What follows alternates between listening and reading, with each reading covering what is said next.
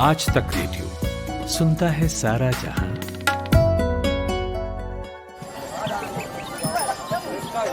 ऐसा है, खेल इस बात का है ये नहीं कि आप कितना कमाते हैं, खेल गुरु इस बात का है कि आप कितना बचाते हो। आप कैसे बचाएं? ये बैंक और बाजार की ये टेढ़ी मेढ़ी बातें गले तो उतरती नहीं हैं। अरे तो महाराज उनसे मिलिए ना, अपने मनी मैनेजर से। आपके बटुए से जुड़ी हर सलाह एकदम मुफ्त। और शायरी सुनिए, पैसे से जुड़ा है कोई भी शक, आस्क बेझिझक। मनी मैनेजर, बात बचत की। हर शनिवार आज तक रेडियो पर। आन बनाओ, कितना ज़्यादा रखना।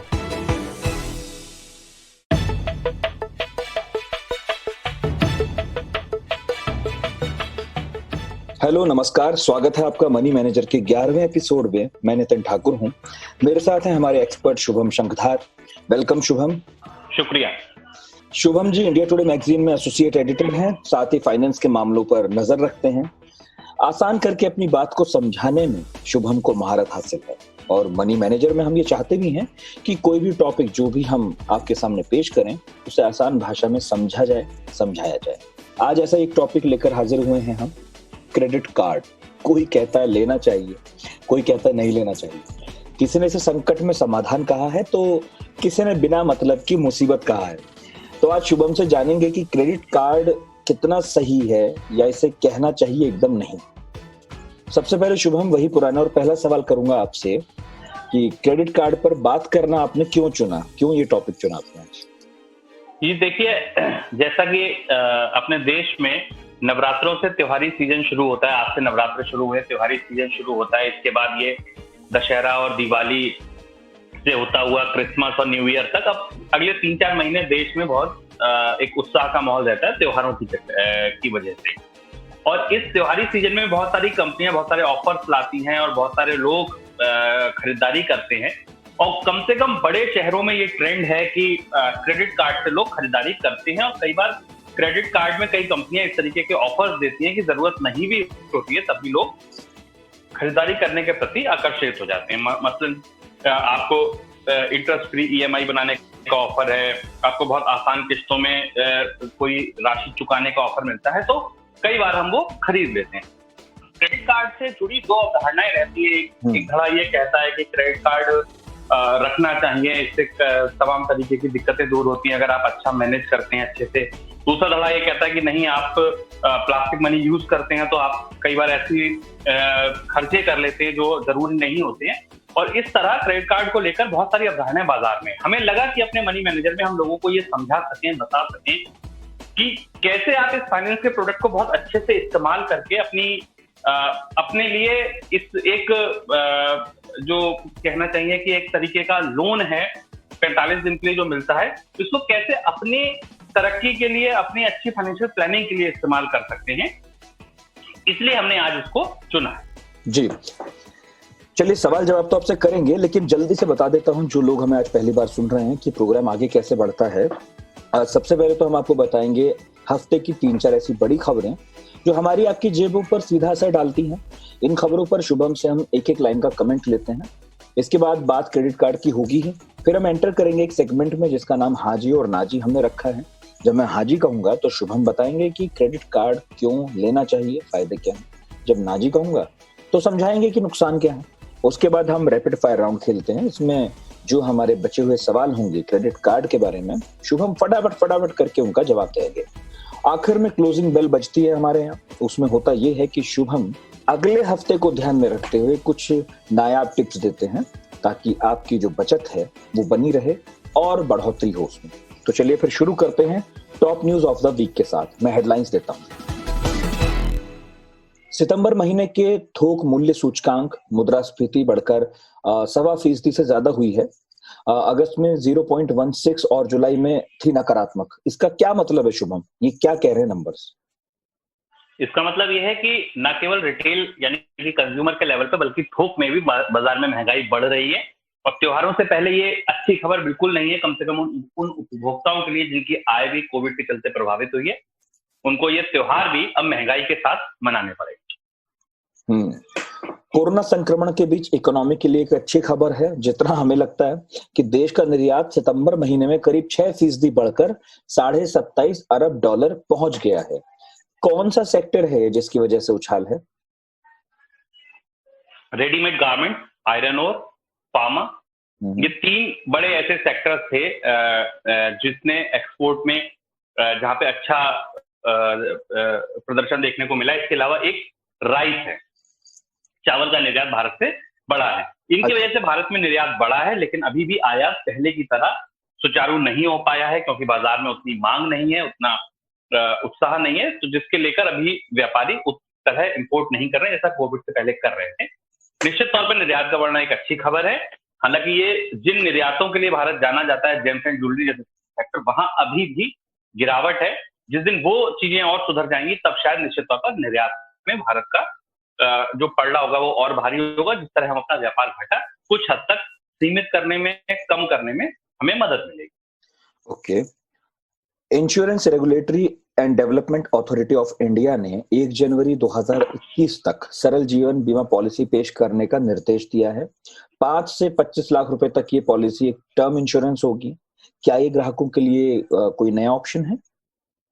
ये बहुत जरूरी और बहुत अच्छा कदम मैं बोलूंगा कि जब इंश्योरेंस को लेकर बहुत तरह की भ्रांतियां थी, मुझे याद है हमने मनी मैनेजर में भी एक पूरा प्रोग्राम किया था इंश्योरेंस और इन्वेस्टमेंट के अंतर को लेकर। बिल्कुल। तब भी हम लोगों को ये समझाने की कोशिश कर रहे थे कि आप बाजार में बहुत सारे ऐसे प्रोडक्ट हैं जो इन्वेस्टमेंट प्रोडक्ट है, जो इंश्योरेंस बनाकर बेचे जाते हैं, जहां हमको ना इंश्योरेंस का पूरा फायदा मिलता है, ना इन्वेस्टमेंट का पूरा फायदा मिलता है। अब ये प्लेन एक वनीला पॉलिसी होगी आपके इंश्योरेंस को लेकर, जिसको सही मायने में इंश्योरेंस कहते हैं। वहां आपको एक बहुत छोटा सा प्रीमियम देके और एक अच्छा इंश्योरेंस पेश किया जाएगा। ये सभी कंपनियां लाएंगी, जैसे अभी हमने कोरोना के काल में देखा, आरडीआई ने कहा, IRDAI ने कहा कि सभी कंपनियां कोरोना के लिए पॉलिसी लाएं, और सभी कंपनियों ने कोरोना के लिए एक सी पॉलिसी बाजार में पेश की। ऐसे ही अब इंश्योरेंस को लेकर होगा, एक टर्म इंश्योरेंस सभी कंपनियों की तरफ से लाया जाएगा, जिसमें एक निश्चित बेनिफिट्स होंगे, उसका एक निश्चित प्रीमियम होगा। निश्चित तौर पर इंश्योरेंस लेने वाले ग्राहकों के लिए और इंश्योरेंस के प्रति जागरूकता के लिए ये एक बड़ा महत्वपूर्ण और अहम कदम। बढ़िया। अच्छा, IMF का अनुमान है कि इस साल भारत की इकोनॉमी में 10% से अधिक गिरावट आ सकती है, और IMF के ही अनुमान के मुताबिक बांग्लादेश में जो है वो इकोनॉमी बढ़ेगी और भारत को वो कई चीजों में पछाड़ देगा। ये सब क्या है? देखिए, IMF ने जो बात कही, ये बात इससे पहले तमाम घरेलू और अंतर्राष्ट्रीय एजेंसियां कह चुकी है कि भारत के लिए मौजूदा वित्त वर्ष में जो आर्थिक विकास दर है वो -10% से -12% तक के, -9.5% तक के बहुत सारे अनुमान हमारे सामने आ चुके हैं। तो इसमें कोई नई बात नहीं है। निश्चित तौर पर इस पर IMF की भी मोहर लग गई है।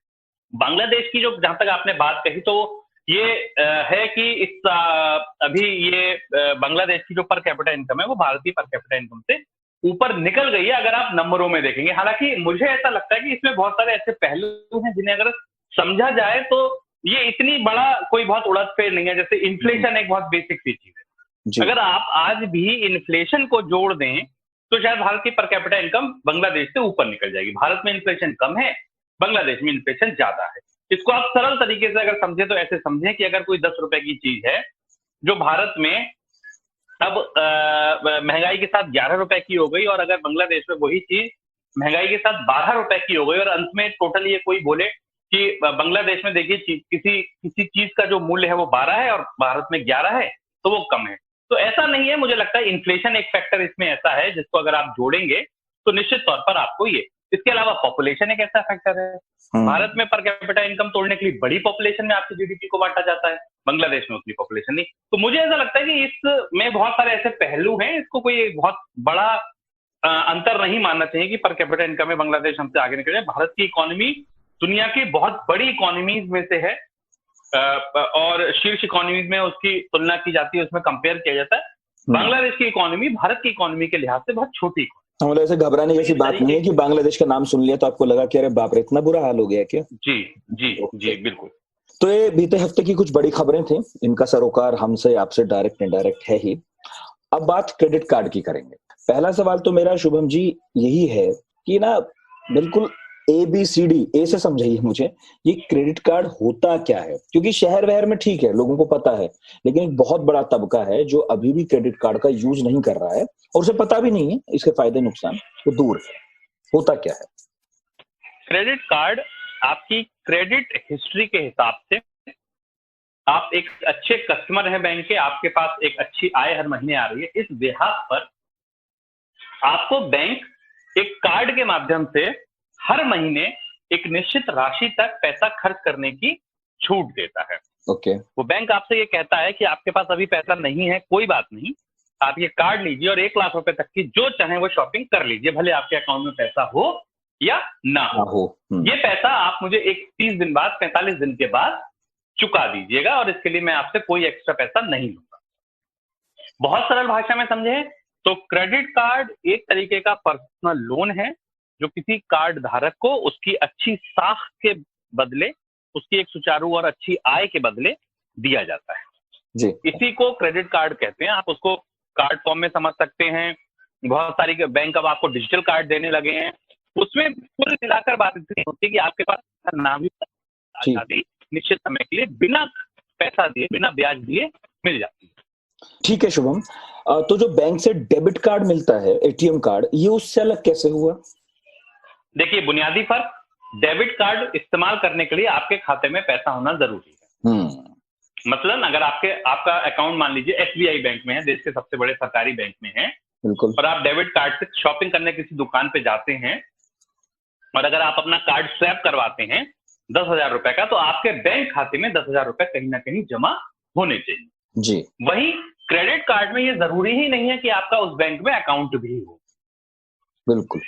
अगर मान लीजिए कि आपने किसी बैंक का, SBI का क्रेडिट कार्ड ले रखा है, तो इसका बिल्कुल ये जरूरी नहीं है, इसका ये बिल्कुल मतलब नहीं है कि आपका SBI में खाता होना अनिवार्य है। हो सकता है, लेकिन उसका कोई उससे मतलब नहीं है। बेसिकली क्रेडिट कार्ड आपको, अब नहीं, मैं पूछ रहा हूँ, बस बेसिकली बात यही होगी ना फिर कि डेबिट कार्ड वो है कि मेरा ही पैसा है, मैं उसे खर्च कर रहा हूँ डेबिट कार्ड के थ्रू निकल के, और क्रेडिट कार्ड ये है कि मेरा पैसा नहीं है, उधार लिया है मैंने और 30 या 45 दिन की एक अवधि है जिसके बाद मैं चुकाऊंगा। बिल्कुल। अच्छा, हमने अप्लाई किया, लेकिन क्रेडिट कार्ड में भी कई तरह के कार्ड हैं, जैसे instant credit card, pre approved credit card, इनमें क्या फर्क है, ये क्या अंतर है? देखिए, जैसा मैंने आपको बताया, ये एक तरीके का कर्ज है, ठीक है। तो बैंक जो है, जब वो आपको कर्ज दे रहे हैं, जिस तरह बैंक आपको कोई बड़ा कर्ज देते समय तमाम चीजें आपकी देखते हैं, आपकी आय देखते हैं, आपकी रीपेमेंट कैपेसिटी देखते हैं, आपका क्रेडिट स्कोर देखते हैं, तब आपको कोई कर्ज देते हैं। अब ये भी एक तरीके का कर्ज ही है जो आपको हर महीने दिया जा रहा है अगर आप इस्तेमाल करें तो इसके लिए भी बैंक आपकी तमाम चीजों को देखता है, चाहे वो सिविल स्कोर हो, चाहे वो आपकी पर मंथ सैलरी हो, चाहे वो आपके, अगर आप नौकरी पेशा हैं, या आपका रीपेमेंट की कैपेसिटी हो। लेकिन अब क्या होता है कि कुछ अच्छे कस्टमर्स हैं, मान लीजिए उनकी लाख रुपए महीने की सैलरी है, उनके बहुत ज्यादा खर्चे नहीं है, उनका क्रेडिट स्कोर अच्छा है, बैंक को लगता है कि ये अच्छा कस्टमर है, साफ सुथरा कस्टमर है, अच्छी क्रेडिट हिस्ट्री वाला कस्टमर है, 50,000 रुपए इसको प्री अप्रूव्ड कर दो कि अगर ये केवल इंस्टेंट लेना चाहें तो तत्काल इसको वो कर्ज मिल जाए, वो क्रेडिट कार्ड मिल जाए। इसके अलावा कई बार क्या होता है कि क्लब करके कार्ड बना दिए जाते हैं, कि जैसे देखा मैंने कि नितिन ठाकुर हर महीने बहुत सारी फ्लाइट्स लेते हैं, फ्रीक्वेंट ट्रेवलर है, तो हमने SBI ने किसी एक एयरलाइन के साथ, मान लीजिए एयर इंडिया के साथ मिलकर एक कार्ड लॉन्च किया, उसको एयर इंडिया SBI कार्ड नाम दे दिया और ये कहा कि नितिन, आप टारगेटेड कस्टमर है हमारे, आप अगर इस कार्ड को लेते हैं तो आपकी हर फ्लाइट पे हम आपको 1000 पॉइंट रिवॉर्ड पॉइंट देंगे। तो कार्ड का कैटेगरी जो होती है वो प्री अप्रूव्ड और इंस्टेंट क्रेडिट कार्ड तो ही है, वो तो आपकी साख पे मिल ही जाते हैं। इसके अलावा बहुत सारी कंपनियों के साथ मिलकर कार्ड लॉन्च करती हैं। अच्छा, जैसे ICICI का अमेजोन के साथ कार्ड आता है, प्राइम कार्ड, तो ICICI ने देखा कि अमेजोन के कस्टमर्स के लिए हम एक कार्ड दे देते हैं जो अमेजोन पे फ्रीक्वेंट शॉपिंग कर रहे हैं जी। तो इसी तरह जो कार्ड बनते हैं वो दो कंपनियां, एक बैंक और एक कंपनी मिलकर लॉन्च करते हैं। कई बार बैंक देखती है कि बहुत अच्छा कस्टमर है, उसका क्रेडिट प्रोफाइल अच्छा है, तब वो लॉन्च करती है, तो उसे प्री अप्रूव्ड कार्ड और इस कैटेगरी में भी रख लेते हैं। और इसी तरह ये कार्ड का अलग अलग कैटेगरी बन जाती है। अच्छा, लेकिन अभी आपने जैसे बोला मुझे कि भाई कोई बहुत ट्रेवल करता है तो उसे एक तरह का कार्ड मिल गया, अगर आपकी इनकम ठीक है और लगातार आ रही है तो कार्ड मिल गया, तो सर केवल इन्हीं को मिलता है कि स्टूडेंट्स को भी मिल सकता है और बाकी लोगों को भी मिल सकता है? देखिए, कर्ज है, स्टूडेंट्स को ये कार्ड नहीं मिलता है। ओके। किसी क्रेडिट कार्ड, क्योंकि स्टूडेंट की कोई आय नहीं है। अगर बैंक ने आपको कर्ज दे दिया, आप चुकाएंगे कैसे? तो जो बुनियादी चीजें, अगर आप कर्ज लेने जा रहे हैं तो सबसे पहले बैंक उसका रीपेमेंट आपसे इंश्योर करता है। अच्छा। इसीलिए क्रेडिट कार्ड केवल उन्हीं लोगों को दिया जाता है जिनके पास किसी ना किसी माध्यम से, किसी ना किसी सोर्स से इनकम हर महीने आ रही है। और ये तय कैसे होता है कि कितना कर्ज मैं निकाल पाऊंगा, मुझे मिलता है? तो कैसे बैंक तय करता है, कैसे हम लोग तय करेंगे? वही आपकी आय के हिसाब से। अगर आपकी मान लीजिए 20,000 रुपए महीने की सैलरी है, 30,000 रुपए महीने की सैलरी है, तो बैंक को ये लगता है कि ठीक है यार, 3 टाइम्स या 4 टाइम्स सैलरी का हम दे सकते हैं, तो वो आपको 3 टाइम 4 टाइम 1 लाख रुपए तक की लिमिट दे सकते हैं। जितनी आय ज्यादा, जितनी लायबिलिटीज कम, उतनी बड़ी क्रेडिट लिमिट होती चली जाती है। इसके अलावा कई बार बैंक आपकी स्पेंडिंग हैबिट के हिसाब से वो देख रहा है कि 50,000 की क्रेडिट कार्ड की लिमिट है और हर महीने नितिन ठाकुर का 50,000 की शॉपिंग हो जा रही है और वो हर महीने लगातार 50,000 का बिल भी जमा कर देते हैं।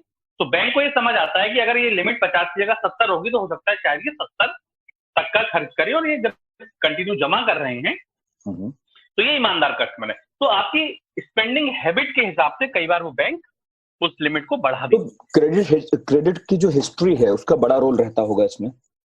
बिल्कुल, क्योंकि कर्ज है और कर्ज हमेशा आपके, अगर आप लगातार क्रेडिट कार्ड के बिल जमा कर रहे हैं, टाइमली जमा कर रहे हैं, आप डिफॉल्ट नहीं कर रहे हैं या आप मिनिमम ड्यू करके उसका ब्याज नहीं चुका रहे हैं, तो निश्चित तौर पर आपकी क्रेडिट हिस्ट्री भी अच्छी होती है और क्रेडिट कार्ड मिलने में भी इस क्रेडिट हिस्ट्री का बड़ा इंपॉर्टेंट सिविल देखी जाती होगी। सिविल के बारे में बात हो रही थी हमारी, एक बार सिविल स्कोर देखो। बिल्कुल, कर्ज कोई भी हो, किसी भी तरीके का आपको, जैसे आपकी सिविल रिपोर्ट सबसे पहले देखी जाती है, आपका सिविल स्कोर मायने रखता है। ऐसे ही क्रेडिट कार्ड की स्थिति में भी आपका सिविल स्कोर बहुत मायने रखता है। कम है तो कार्ड नहीं मिलेगा, उसे बढ़ाइए तो कार्ड मिलेगा। ओके। अगर वक्त से क्रेडिट वापस नहीं दे पाए तो इसमें जो इंटरेस्ट रेट लगता होगा वो कैसे लगता है? कोई रेगुलेशन है क्या इस पर, और क्या उसे कम किया जा सकता है? इस पर आप बताइए, क्योंकि असली बात तो यही है कि अगर मुझे कर्ज मिलता है और मैं बिना ब्याज लगाए उसे चुका पाता हूँ 30 या 45 दिन में, तब तो ठीक है, लेकिन उसके बाद की कहानी तो टेढ़ी है ना। बिल्कुल, देश में अगर कोई लोन सबसे महंगा मिलता है, सबसे महंगा, तो वो यही क्रेडिट कार्ड का लोन होता है। क्रेडिट कार्ड में अगर किसी व्यक्ति ने कार्ड खर्च करके और जमा नहीं किया, क्रेडिट कार्ड कई बार आपको मिनिमम अमाउंट ड्यू करने का भी ऑप्शन देता है। हमेशा आपके पास जब बिल आएगा, तो अगर आपका क्रेडिट कार्ड का बिल आया 1 लाख रुपए, तो उसमें लिखा होगा कि 1 लाख रुपए बिल है और मिनिमम पेमेंट जो है वो 5,000 रुपए है, और टोटल पेमेंट अगर आपको करना है तो 1 लाख रुपए है। तो कई बार क्या होता है, लोगों को लगता है मिनिमम पेमेंट का मतलब ये है कि आपको डिफॉल्ट नहीं माना जाएगा, ये माना जाएगा कि आप ईमानदार कस्टमर है और वो जो 5,000 रुपए वो आप भर देंगे। ऐसी स्थिति में क्या होता है कि लोग ट्रैप में फंस जाते हैं क्रेडिट कार्ड। जैसे ही वो मिनिमम जमा करते हैं, अगले महीने वो फिर और बढ़ के आता है, क्योंकि ब्याज जो है वो 24% से लेकर और 30%, 40% तक CAGR बन के वो क्रेडिट कार्ड का इंटरेस्ट हो जाता है। 24% पे अगर आप कोई कर्ज ले रहे हैं, आप सोचो कितना बड़ा कर्ज है। जब आपको होम लोन 7% पे मिल रहा है, अगर आप तुलना करें, जब आपको बैंक 7% पे होम लोन दे रहे हैं, तो वो आपको 24% पे क्रेडिट कार्ड का लोन दे रहे हैं। पूरी तरीके से अनसिक्योर्ड लोन होता है, इसके पीछे कोई सिक्योरिटी तो होती नहीं है, इसलिए भी इसका इंटरेस्ट रेट बहुत महंगा होता है। तो ये समझने की जरूरत है कि क्रेडिट कार्ड को इस्तेमाल करते समय ये आप बिल्कुल तय कर लीजिए कि आप वही पैसा इस्तेमाल कीजिए, वही पैसा खर्च कीजिए, अपनी चाहत में और अपनी जरूरत में बेसिक बुनियादी अंतर मान के चलिए। जो जरूरत है उसको खर्च कीजिए और उसका भुगतान कहाँ से होगा अगले महीने, उसको सुनिश्चित कर लीजिए, तब आप क्रेडिट कार्ड को इस्तेमाल। आप ना अभी थोड़ी देर पहले रिवॉर्ड्स की बात कह रहे थे कि 1,000 रिवॉर्ड मिल जाएगा अगर आप ऐसे ट्रेवल करेंगे, ये करेंगे, तो ऑफर होते हैं। ये काफी आकर्षक होते होंगे, जाहिर है, तभी लोग लेते हैं और बैंक उनका ऑफर करते हैं। ये होता क्या सर रिवॉर्ड? देखिए, रिवॉर्ड पॉइंट्स का मतलब होता है एक तरीके से आप उसे पैसा मान सकते हैं। हर बैंक की अपनी अपनी स्कीम होती है। कई बार एक रिवॉर्ड पॉइंट 1 रुपए का होता है, कई बार 4 रिवॉर्ड पॉइंट 1 रुपए के होते हैं, यानी कि एक रिवॉर्ड पॉइंट की वैल्यू 25 पैसे होती है। वो रिवॉर्ड पॉइंट आपके अकाउंट में इकट्ठे होते जाते हैं आपकी स्पेंडिंग के हिसाब से। अलग अलग ग्रोसरी शॉपिंग पे अलग तरीके के रिवॉर्ड पॉइंट हैं, रेस्टोरेंट, होटल्स, एयरलाइंस में अलग तरीके के रिवॉर्ड पॉइंट हैं, ऑनलाइन शॉपिंग में अलग तरीके के रिवॉर्ड पॉइंट है। रिवॉर्ड पॉइंट एक तरीके से आपके पैसे ही इकट्ठे होते हैं जो आपको रिवॉर्ड किया जाता है स्पेंडिंग करने पर।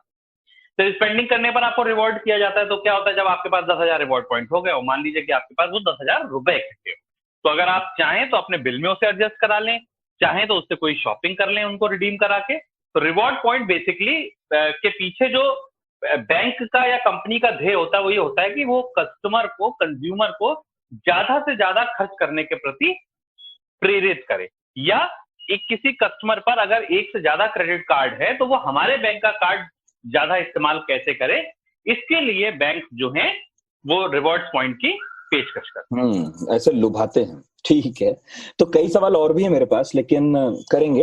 पहले हाजी नाजी सेगमेंट में घुसते हैं। हाजी में तो शुभम आप ये बताइए कि किसी के पास यदि डेबिट कार्ड है तो वो क्रेडिट कार्ड क्यों लेना चाहिए, फायदा क्या है? देखिए, सबसे बड़ा फायदा ये है कि अगर आपके पास लिक्विडिटी आप रखना चाहते हैं, जैसे मैं आपको 3 एग्जांपल देता हूं, उससे आप समझ जाएंगे कि क्रेडिट कार्ड क्यों रख सकते हैं। पहला एग्जांपल कि मान लीजिए मेरी सैलरी 1 तारीख को आई और मैंने वो सैलरी बिल्कुल नहीं छुई। जो भी मेरे महीने के खर्चे थे, ग्रोसरी का खर्च, टेलीफोन के बिल, ब्रॉडबैंड का बिल, टीवी का बिल, बिजली का बिल, गैस का बिल, जो हमारे हर महीने के खर्चे होते हैं, पेट्रोल, डीजल, कार की सर्विस, हमने हर तरीके का अपना बिल क्रेडिट कार्ड से जमा किया। 30 तारीख को हमने देखा कि क्रेडिट कार्ड का बिल हमारा 20,000 रुपए आया। हमने उस पूरी लिक्विडिटी को जो पूरे महीने हमारे अकाउंट में रखी रही, उसके बाद उस सैलरी से उस बिल को जमा कर दिया। इससे हुआ क्या कि आपने अपनी सैलरी की जो लिक्विडिटी है वो एक तरीके से आकस्मिक उसके लिए बचा के रखी और उसको ज्यादा दिन तक एंजॉय किया अपने अकाउंट में। अगर आप लिक्विड फंड जैसे माध्यमों से परिचित हैं तो आपने अगर अपना लिक्विड फंड जहां पर डे का ब्याज मिलता है वहां डाल के आपने कुछ अर्न कर लिया, बट उसके लिए आपको बहुत एक्टिव होना जरूरी है। लेकिन हाँ, एक ये चीज है कि अगर आपके पास क्रेडिट फ्री में आपको मिल रही है तो आपने उसका इस्तेमाल करके लिक्विडिटी को ज्यादा दिन तक एंजॉय किया, पहला फायदा।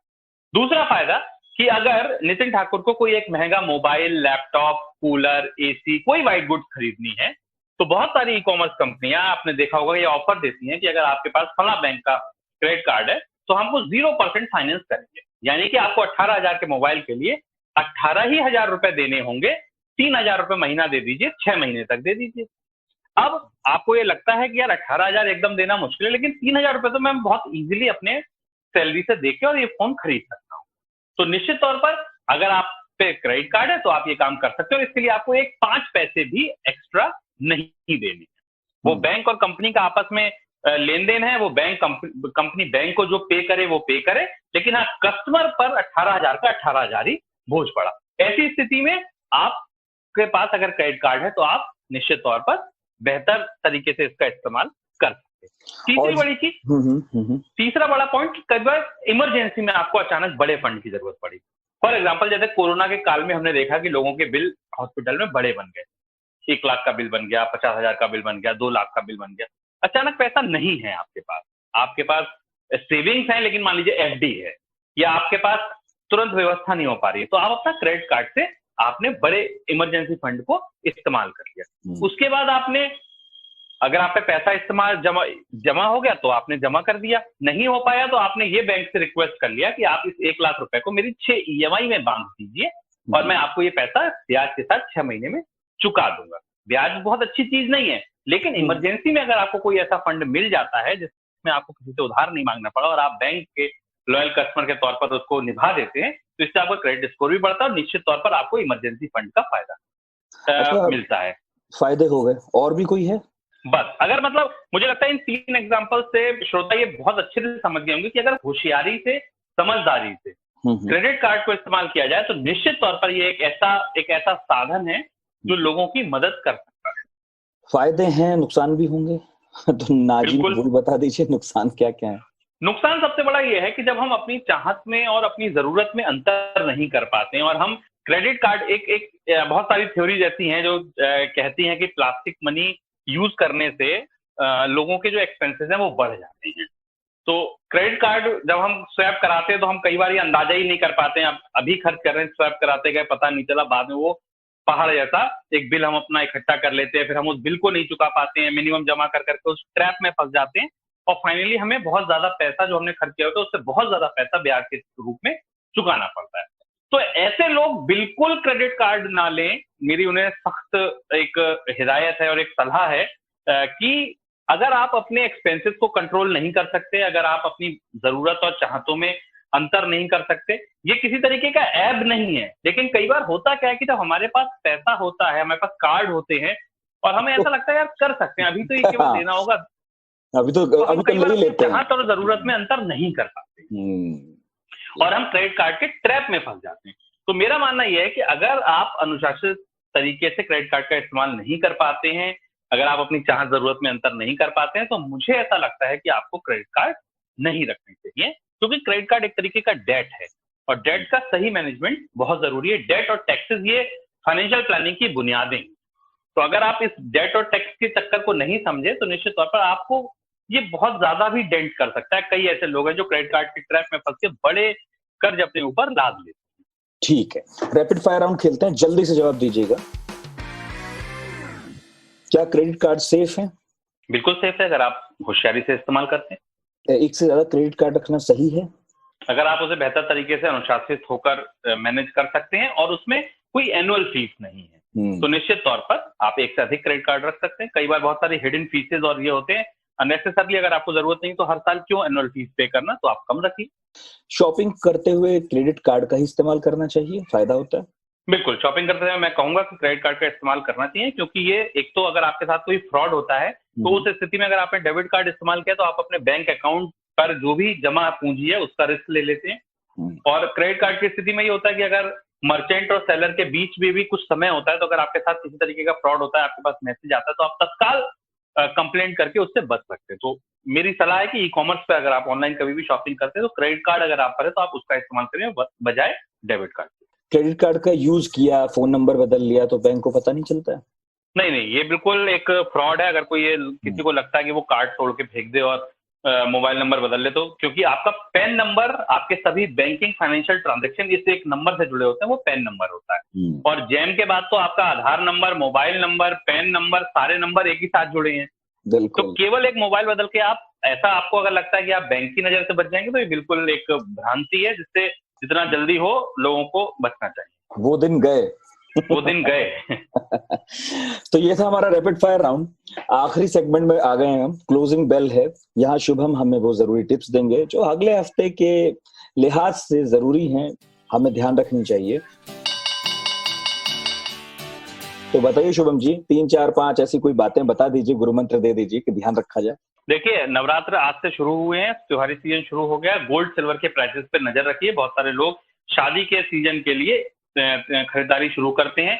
अपने ऑल टाइम हाई से गोल्ड करीब 5500 रुपए नीचे है और चांदी करीब 12-13 हजार रुपए नीचे है। यहाँ से प्राइस के मूवमेंट बढ़ सकते हैं। अच्छे दिन शुरू हो गए। अगर आपको अपने घर के लिए सोना चांदी खरीदना है तो आप अपने वित्तीय सलाहकार की सलाह से उसमें उतर सकते हैं। गोल्ड बॉन्ड का भी एक ऑप्शन खुला हुआ है जो आज शायद बंद हो रहा है, तो निश्चित तौर पर अगर लोग गोल्ड बॉन्ड के अगले महीने फिर आएगा तब भी निवेश कर सकते हैं, अगर आपको निवेश के लिए चाहिए, गहनों के लिए नहीं चाहिए तो। महंगाई का आंकड़ा आ चुका है, थोक और खुदरा दोनों महंगाई बढ़ी है, तो निश्चित तौर पर इसका भी आपको ख्याल रखना चाहिए और अपने जो भी खर्चे हैं, जरूरतें हैं, खपत को इसको ध्यान में रखकर वो करना चाहिए कि अगले महीने, 2 महीने में, 3 महीने में अगर आपकी महंगाई और बढ़ने का अनुमान है तो आप अपने बजट को कैसे प्रूडेंस कर सकते हैं।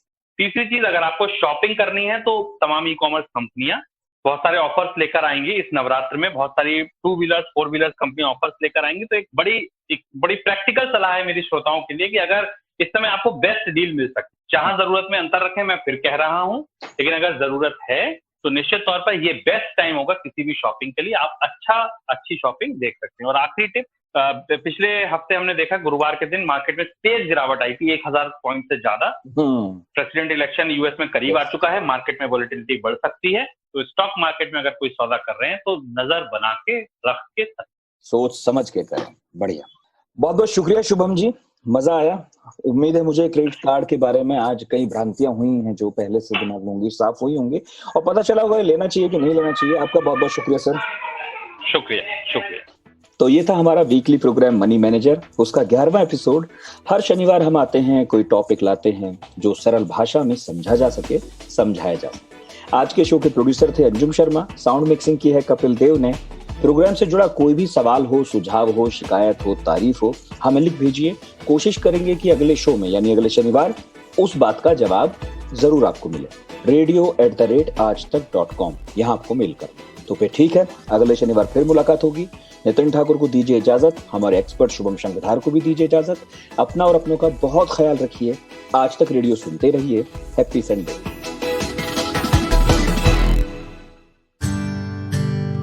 एक तार म्यूजिक का और एक तार पोएट्री का। दोनों मिल जाएं तो क्या बनता है? दो तारा। मैं हूँ चिन्मयी और मैं हूँ जोएल। हम गाते हैं, सुनाते हैं कविताएं, कभी गिटार पर तो कभी बांसुरी पर, और कभी अपने घर में पड़े हुए बक्से की थाप पर। तो सुनिए हमारा दो तारा, सिर्फ आज तक रेडियो पर।